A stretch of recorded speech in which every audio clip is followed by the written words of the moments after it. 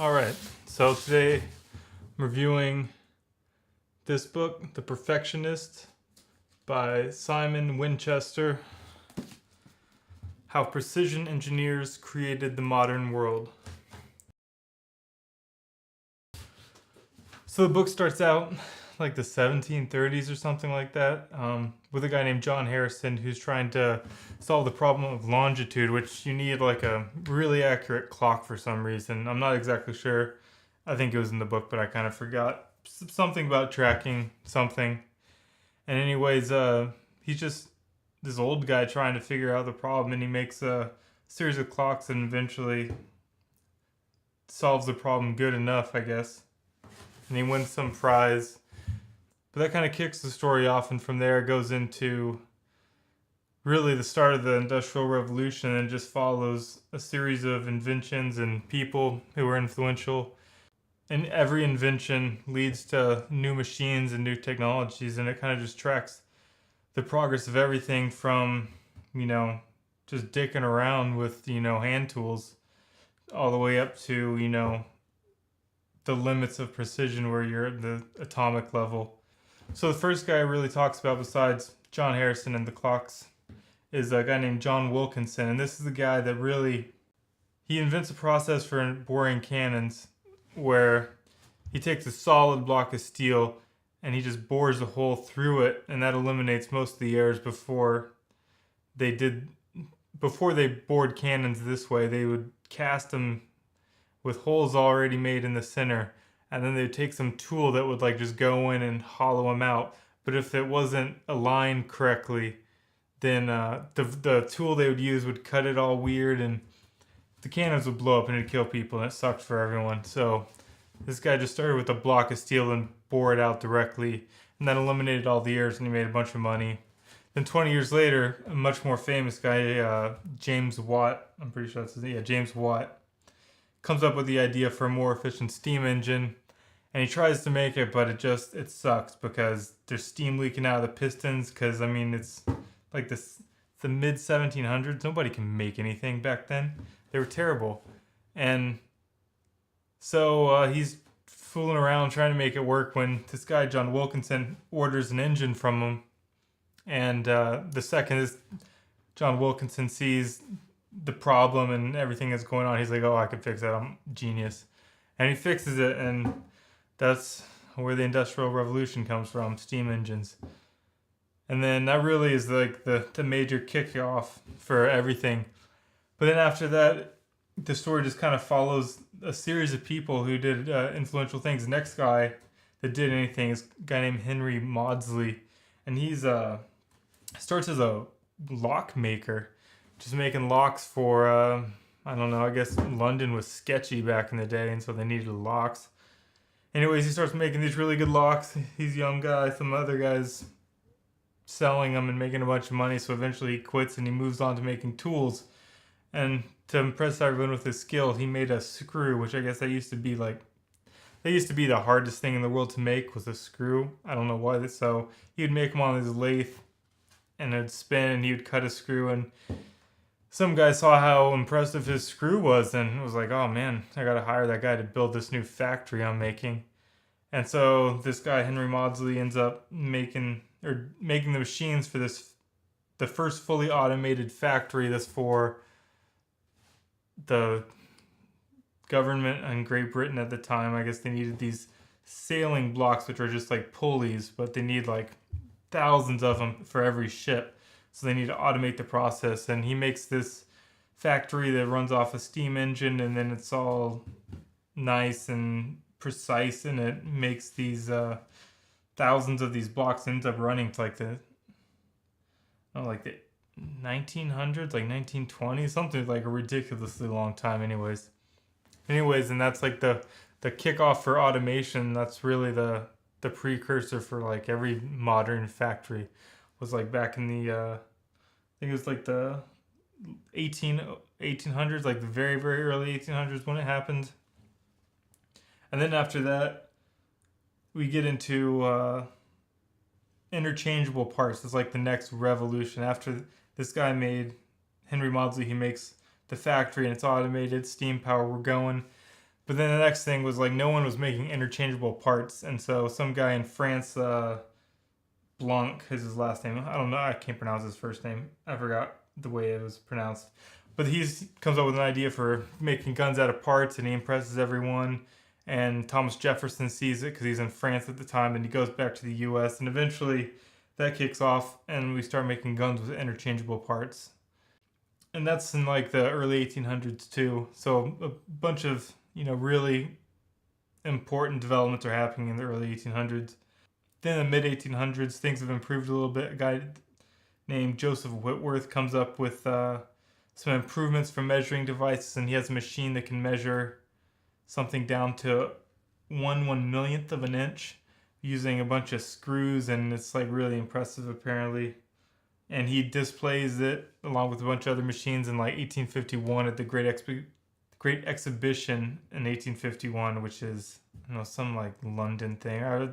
You read about it in school probably. And then after that, we kind of skip a few years, and the next big development, of course, in the early 1900s is the vehicle, and it looks at a couple guys. The book focuses on two guys, Henry Royce of Rolls-Royce, of course, and then Henry Ford with the factory. And both guys kind of use the developments and precision to kind of take things to the next level. Royce just makes like the perfect car. He makes like a sublime car that's manufactured perfectly, and everything's great on it and impresses the shit out of everyone. And then Henry Ford makes a factory that's the impressive thing he makes. Is the car is kind of cheap as shit, but the factory is really nice. And everything, because it's an assembly line, everything has to be perfect. Like every part that doesn't fit into the machine like halts the assembly line to make everything work really effectively. He has to precisely make every part identical so that everything fits together perfectly and there's no like hiccups in the assembly line. And he gets so good at making everything fit perfectly in the assembly line work that he gets the price of his Model T to go from like $850 in 1908 to $260 in 1925. So a huge decrease in the price because he makes everything work really well together. And so after the cars, the next big revolution is like airplanes and the jet engine. That's the next thing the book looks at, is from cars. We have planes, but the early planes were really just piston engines, and that's not really anything more precise than what's in a vehicle or in a car.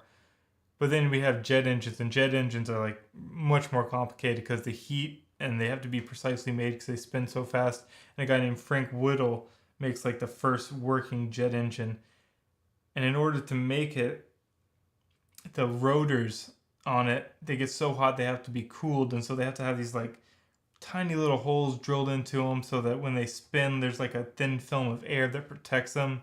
And that was a pain in the ass and took him forever. And he makes a jet engine, and then we have jet engines. That's cool.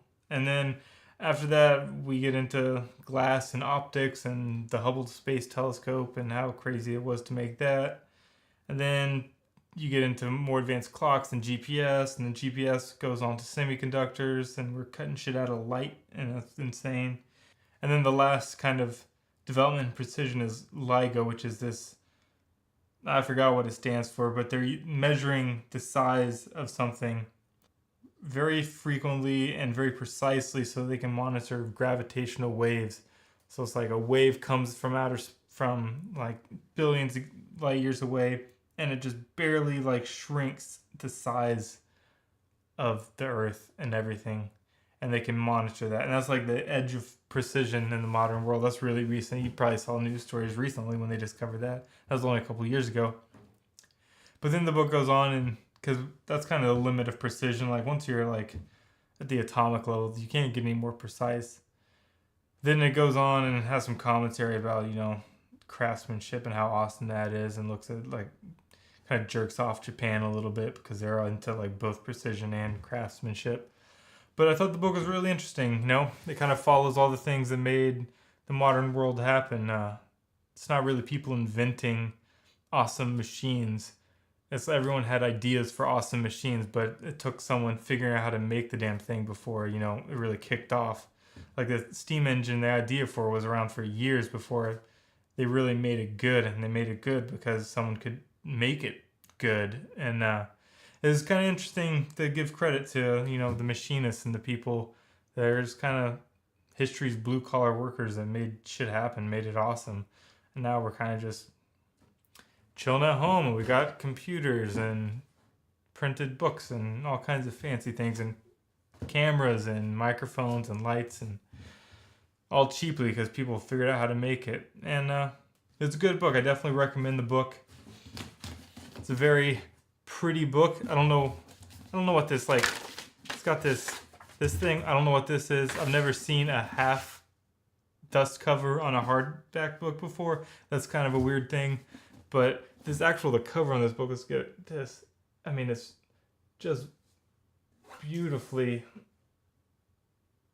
done. It's like white with these blueprints, and the material is very nice. I mean, it's definitely something you'd want to have on your shelf. So I'm definitely like that. I mean, I don't know if I will ever go back and reread the book. I listened to it a couple times, actually. Once a little while ago when I first got it, and then I listened to it on like 2 times speed just to refresh my memory of the book before I reviewed it. And it's really good. It's a beautiful book, though. It's definitely going to go on the bookshelf. And I really like the subject matter. I wish there was more books kind of on that subject, even more technically. I mean, it's kind of an interesting concept. You know, if you were stranded on a new continent, could you remake the modern world? And if you read this book, maybe you'll have a better idea about how to go about it. There's some interesting tidbits in there about techniques they found from going from imprecise to precise, about how to make something like perfectly flat, which you have to do before you do anything else. You need like a perfectly flat plane, so you can build other precise things from that. And they use a method, and the method that they came up with is like 3 plates, and you measure each plate against each other, because any 2 plates might have like the same imperfections. And so if you put like some kind of pigment on them and you press them together, and you can see where the pigment rubs off to see like where they're not matching, kind of what a dentist does when they have that little thing that you chew on. But any 2 plates, they could have the same imperfection, but if you use a third, it'll have different imperfections. You can kind of get a really good flat plate just by testing them repeatedly off of each other until you get it like perfect. And that was an interesting way that they came up with that. And then from that, and you can do other stuff, I guess. That's interesting. But anyways, it's a good book. Definitely recommend it. Pick it up. Just came out. Learn something. Impress your friends. Or just read about cool tools. Probably want to go to the hardware store and buy some shit after you read it. I think I did. I've got a bunch more books over here on my list. I've read a lot of them, but I'll be rereading them and then reviewing them. So if you want to like, subscribe, you know. Anyways, that's it.